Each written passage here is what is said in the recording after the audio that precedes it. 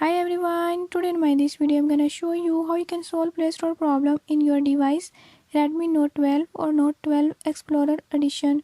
In this device, if you're having any issue like your Play Store is not opening or is not working, I'll tell you few tips and tricks that you can use to fix it.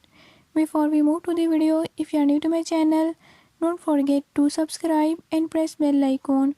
Watch complete video and learn how you can fix it.